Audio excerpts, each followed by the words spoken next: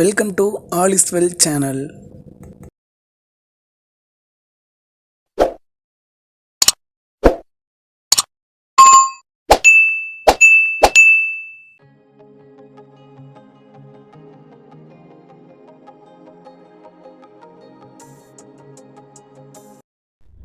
இன்றைக்கி என்ன பார்க்க போகிறோன்னா 8th மேக்ஸில் பயிற்சி 2.2 1வது சம்.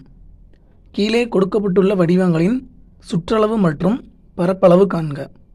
பையோட வேல்யூ 22/7 கொடுத்துருக்காங்க. ஸோ ஃபஸ்ட் சம் என்ன இருக்குன்னா, ஒரு படம் கொடுத்துருக்காங்க.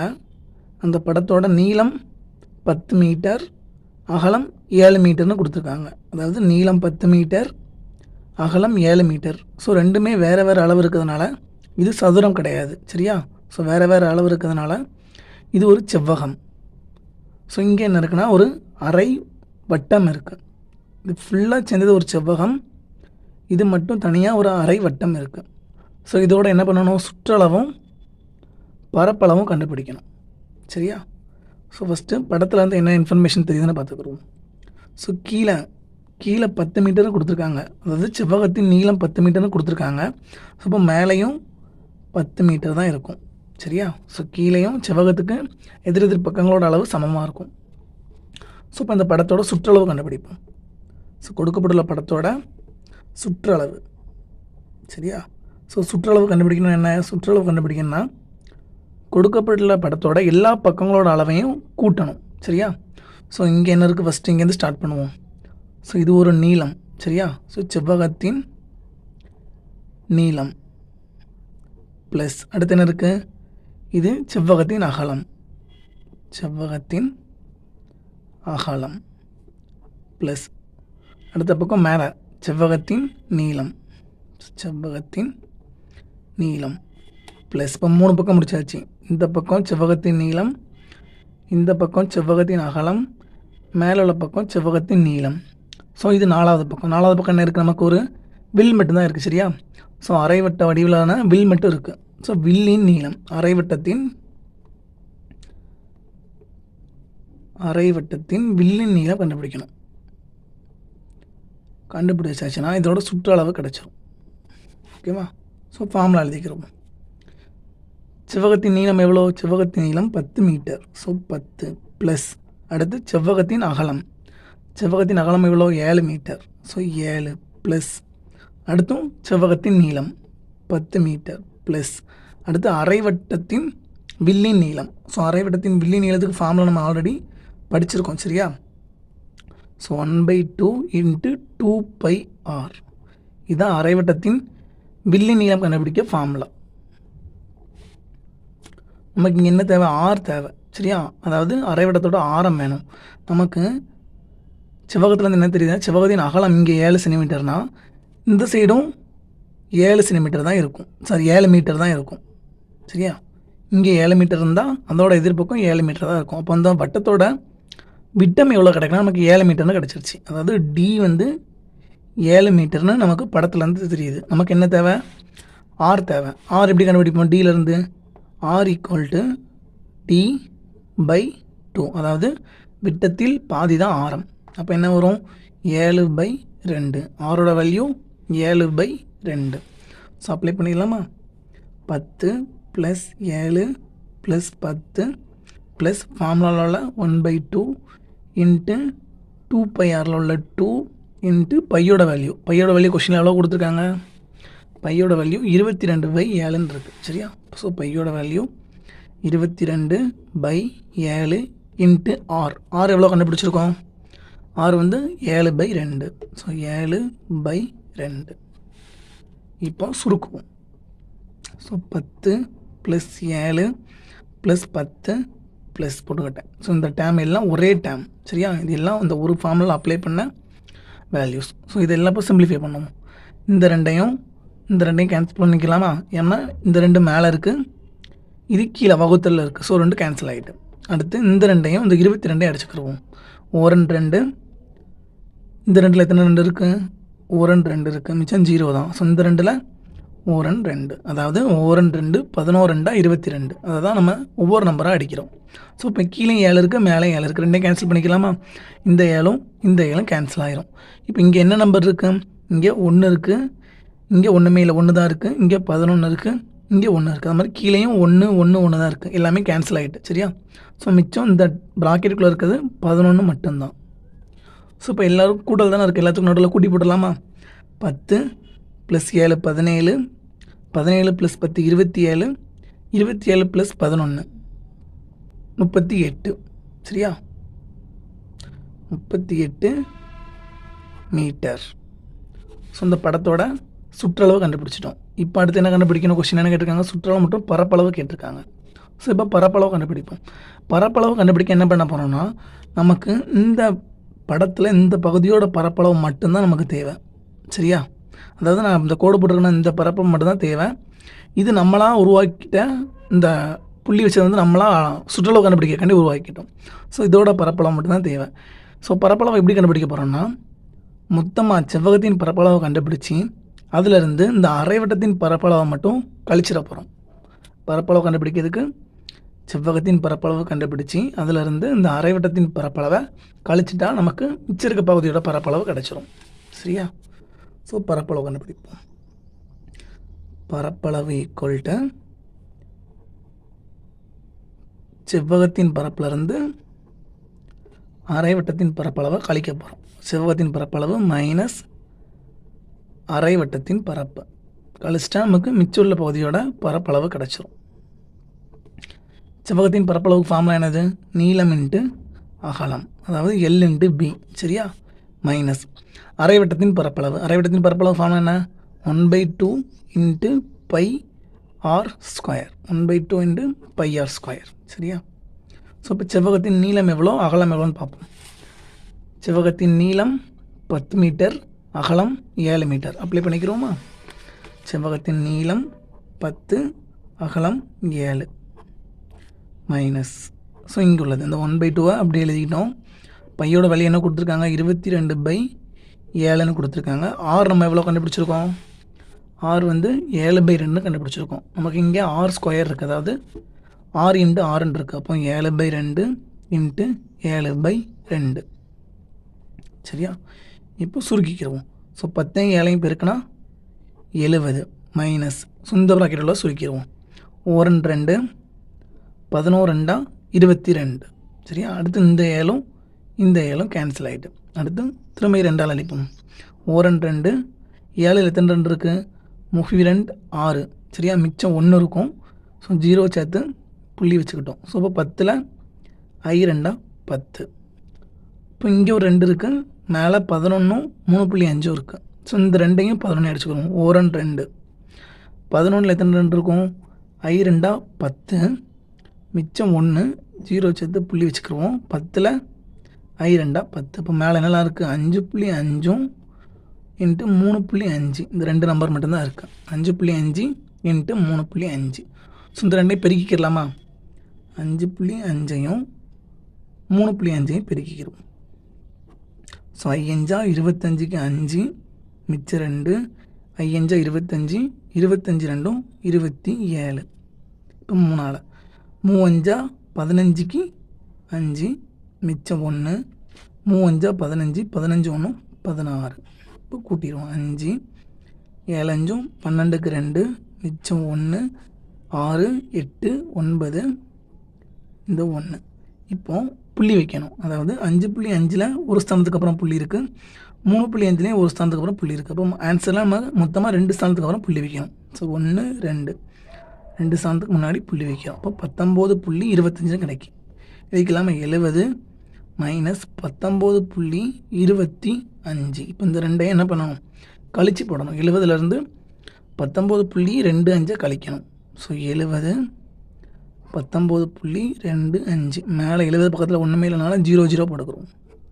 கழிக்கலாம், நம்ம கடன் வாங்கி தான் கழிக்கணும். சரியா? ஸோ அப்போ இங்கே 6 மாறிடும், இங்கே 10 இருக்கும். ஸோ இங்கேருந்து இப்போ இங்கே ஒன்று கடன் கொடுக்க போகிறோம். அப்போ இங்கே 9, இங்கே 10 மாறிடும். திரும்பியும் இங்கேருந்து இங்கே ஒன்று கடன் கொடுக்க போகிறோம். இப்போ இங்கே 9, இங்கே 10 மாறிடும். ஸோ 10லேருந்து 5 கழிச்சா 5, 9லேருந்து 2 கழிச்சா 7, அந்த புள்ளி அப்படியே வச்சுக்கிட்டோம். 9லேருந்து 9 கழிச்சா 0, 6லேருந்து 1 கழிச்சா 5. அப்போ 50.75 தான் நம்மளோட ஆன்சர். 50.75. நம்ம என்ன கண்டுபிடிக்கும்? பரப்பளவு கண்டுபிடிக்கிறோம். சரியா? பரப்பளவு என்ன எழுதணும்? மீட்டர் ஸ்கொயர் இல்லைனா சதுர மீட்டர்னு போடணும். ஸோ 50.75 மீட்டர் ஸ்கொயர் இந்த படத்தோட பரப்பளவு. அடுத்து 2வது சம். 2வது சம்மில் என்ன சேஃப் இருக்குன்னா, நடுவில் ஒரு செவ்வகம் இருக்குது. அதாவது கீழே உள்ள பக்கம் நீளம் வேறு, அகலம் வேறு, ரெண்டும் வேறு வேறு அளவு இருக்கிறதுனால இது ஒரு செவ்வகம். சரியா? ஸோ நடுவில் ஒரு செவ்வகம் இருக்குது. 2 பக்கமும் ஒவ்வொரு கால்வட்டம் இணைஞ்சிருக்கு. இந்த செவ்வகத்தோட 2 பக்கமும் ஒவ்வொரு கால்வட்டங்கள் இணைஞ்சிருக்கு. ஸோ படத்தில் வந்து நம்ம என்னெல்லாம் தெரிஞ்சுக்கலாம்னா, செவ்வகத்தோட நீளம் 6 சென்டிமீட்டர். ஸோ கீழே 6 சென்டிமீட்டர்னால் மேலேயும் 6 சென்டிமீட்டர். செவ்வகத்தின் அகலம், அதாவது இந்த பகுதி 3.5ன்னு கொடுத்துருக்காங்க. அப்போ செவ்வகத்தின் இன்னொரு பக்கத்தோட அகலமும் 3.5 சென்டிமீட்டர் தான். அடுத்து என்ன தெரியும்? கால்வட்டம். சரியா? இப்போ கால்வட்டத்துக்கு இது இந்த பகுதி என்னவா மாறுது? கால்வட்டத்தோட ஆரமாக இருக்குது. அப்போ கால்வட்டத்தின் ஆரம் 3.5னா இதுவும் கால்வட்டத்தின் ஆரம் தானே. அப்போ இதுவும் 3.5 சென்டிமீட்டர் தான். அப்போ இந்த பகுதியும் 3.5 சென்டிமீட்டர். சரியா? இப்போ ஃபஸ்ட்டு என்ன கண்டுபிடிக்கணும்? இந்த படத்தோட சுற்றளவு கண்டுபிடிக்கணும். படத்தோட சுற்றளவு கண்டுபிடிக்கணும். சரியா? மேலேருந்து ஸ்டார்ட் பண்ணிடுவோம். அதாவது இந்த எண்ட்லேருந்து ஸ்டார்ட் பண்ணுவோம். என்ன இருக்குது? கால்வட்டத்தின் ஆரம் இருக்குது. முதல்ல கால்வட்டத்தின் ஆரம் ப்ளஸ், ஸோ இந்த பகுதி முடிச்சாச்சு. அடுத்து இந்த பக்கம் செவ்வகத்தின் நீளம், செவ்வகத்தின் நீளம் ப்ளஸ், இப்போ அது 2வது முடிச்சாச்சு. இப்போ இந்த 3வது இது என்னது? கால்வட்டத்தின் வில்லின் நீளம், கால்வட்டத்தின் வில்லின் நீளம் ப்ளஸ். ஸோ இப்போ என்னெல்லாம் முடிச்சிருக்கோம்?